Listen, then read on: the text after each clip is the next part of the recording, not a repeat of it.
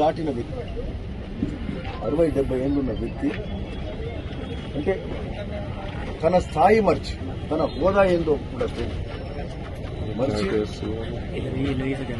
ఒక ముఖ్యమంత్రి స్థాయి నాయకుడిని గౌరవ ముఖ్యమంత్రి రేవంత్ రెడ్డి గారిని అనేక సార్లు రండా అంటే ఇది ప్రజలందరూ కూడా దీన్ని గ్రహించాలి. ఎన్నడూ కూడా మేము భువనగిరిలో మా సంస్కృతి భువనగిరిలో కాంగ్రెస్ సంస్కృతి ఎప్పుడు కూడా 10 ఏళ్లు ప్రజా జీవితంలో ప్రతిపక్ష నాయకునిగా తిరిగినాం.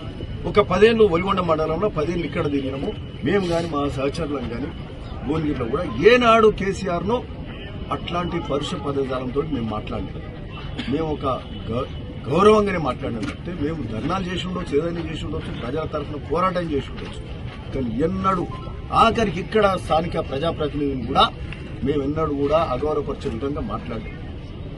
ఒక సింగిల్ విండో గెలిచినటువంటి వ్యక్తి ఆయన తొత్తుగా అని చెప్పి ఆయిల్ ఫెడ్ చైర్మన్ ఇస్తే ఇక ఆయన భక్తి అంతా కూడా కేసీఆర్ గడలు ఉన్న ఆయన భక్తి అంతా చూపెట్టుకోవడానికి అడ్డమైన మాటలు మాట్లాడి మా కాంగ్రెస్ కార్యకర్తలను రెచ్చగొట్టే కార్యక్రమం చేస్తే ఈరోజు రెచ్చగొట్టి వాళ్ళ పబ్బం గడుపుకునే కార్యక్రమం చేస్తున్నారు. తెలంగాణ ప్రజలు చీకొట్టి అసెంబ్లీలో ఓడగొట్టి అసెంబ్లీ ఎన్నికల్లో పార్లమెంట్ ఎన్నికల్లో డిపాజిట్లు రాకుండా చేస్తే ఈరోజు ఎక్కడ కెలిగించుకుందాం, ఎక్కడ మళ్ళా జనంలో పోదామని ఆలోచన చేస్తుంది తప్పితే ఇంకోటి కాదు.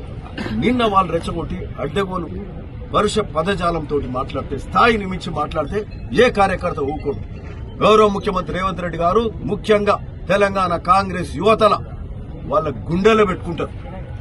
వాళ్ళు ధర్నాకు చేస్తామని పోయినప్పుడు సరే ధర్నా చేస్తున్నారు. ప్రజాస్వామ్యంలో ధర్నాలు కానీ ఇట్లాంటివన్నీ సహజం.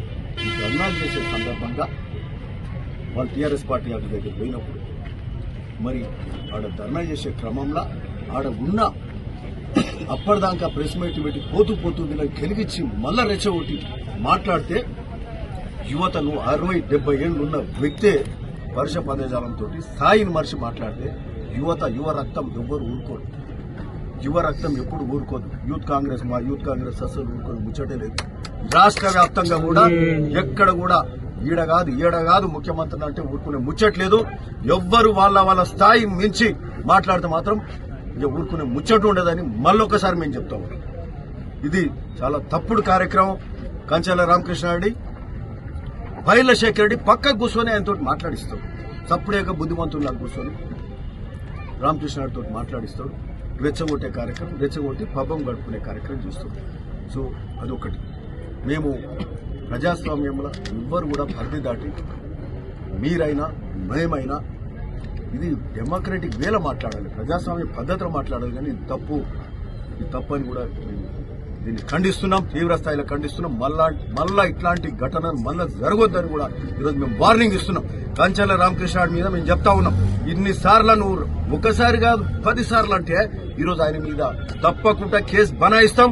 దానికి ఆయన మీద యాక్షన్ తీసుకోవాల్సిందని కూడా ఈ సందర్భంగా మేము పోలీస్ మిత్రులను కూడా కోరుతున్నాం.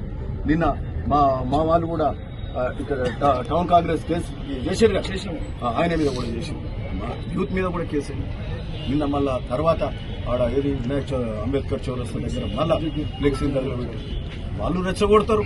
నిన్న గడబడికి అంతా కూడా కారణం కంచెల రామకృష్ణ వాళ్ళ ప్రెస్ మీట్ అంటే కెలిగుచ్చుకునే కార్యక్రమం ప్రజా జీవితంలో లేరు. మొత్తం కనుమరుగు అయ్యే సమయంలో రెచ్చగొట్టి పబ్బం గడుపుకునే కార్యక్రమం చేస్తుంది తప్పితే ఇంకొకటి లేదు. అది అయిపోయింది. మా వాళ్ళు యూత్ పిల్లలు ఇట్లాంటి చెదురుమదురు ఘటనలు గత 20-30 ఏళ్లకెళ్ళి కూడా మీరు వెనక్కి తిరిగి చూడండి. గండిభవన్ దగ్గర కావచ్చు, ఇంకెక్కడైనా కావచ్చు. ఇట్లాంటి అంటే యూత్ ను వీళ్ళెవరు నో మా సైకాలజీ ఎట్లా ఉంటుంది. నిన్న పోయింది 7-8 మంది యూత్ పిల్లలు, 7-8 మందే పోయిండు. 7-8 మంది కాకుండా 10 మంది పోయింటారు. ఎటువంటిదంటే వాళ్ళు ఒకరో ఇద్దరు ఎక్కువ లెఫ్ట్ అయిపోతారు. సీఎం స్థాయి వ్యక్తిని అట్లా ఆ విధంగా ఓసారి జరగడానికి ఆస్కారం ఉన్నది. ఎమోషన్స్ కంట్రోల్ చేయలేదు. మరి ఇక్కడ ప్రజాప్రతినిధి పైలశేఖర్ ఏమంటుడు, గుండాలు లెక్క అవుతున్నాం మా యూత్ కాంగ్రెస్ పిల్లలు. నీకు 30-40 మంది పోయినట్టు వాళ్ళు చూస్తే ఎట్లున్నారు. చిన్న పిల్లల యూత్ పిల్లలు 20-25 ఏళ్ల పిల్లలను పట్టుకొని గుండాలు అంటారు. గ్రాడ్యుయేట్ చదువుకున్న యువతను నువ్వు గుర్తుపడతావా? నీ కార్యకర్తలే నువ్వు గుర్తుపట్టవు, వాళ్ళని గుండాలంటే. అవును, మా వాళ్ళను గుండాలంటే స్థాయి అంటే అవతల వాళ్ళను డిస్రెస్పెక్ట్ చేయకండి ఉండాలని మాట్లాడుతుంది తప్పుడు కార్యక్రమాన్ని కూడా చెప్తా ఉన్నాం ఈరోజు మేము. ఇదే కాకుండా సరే ఆడ రామకృష్ణ మాట్లాడతాం, తర్వాత ఒక ఘటన వాళ్ళ ఆఫీస్లో మా యూత్ పిల్లల ఆవేశానికి లోనై ఒక సందర్భం జరిగితే మళ్ళీ వినాయక చవితి దగ్గరకు వచ్చి మళ్ళీ ఫ్లెక్సీలు పట్టుకొని మళ్ళీ అదే కార్యక్రమం చేస్తాం, మళ్ళీ సాయంత్రం. అంటే ఒక దగ్గర ఆగే ముచ్చటే లేదు, మళ్ళీ చేస్తాం. ఈరోజు సరే ఇవన్నిటి కూడా మేము ఖండిస్తున్నాం. ఒక భువనగిరి కల్చర్, ఒక సంస్కృతి సాంప్రదాయాలు నిలబెట్టాలి. ఎప్పుడు కూడా ఇట్లా చేయాలి. మా జాంగీర్ అయితే నిన్నట్టుకెళ్ళంటుంది, ఎప్పుడు ఇట్లా జరగలేదన్నా నాకు నిజంగా కూడా ఇది బాధ అనిపించింది. నాకు ఆడపోయి చెప్పులతో పోతాడు. ఇలా జనం కోసం తిరుగుతున్నాం, జనం కోసం ప్రతి క్షణం ఆలోచిస్తున్నాం. గత సంవత్సరంకి వెళ్ళి అనేక కార్యక్రమాలు చేస్తున్నాం. ఈరోజు నిన్న ఆడ పోలీస్ స్టేషన్కి వెళ్ళి వీళ్ళు ఒక ప్రెస్ మీట్లో మాట్లాడతారు. భువనగిరిలో అంట లా అండ్ ఆర్డర్ పోయిందంట.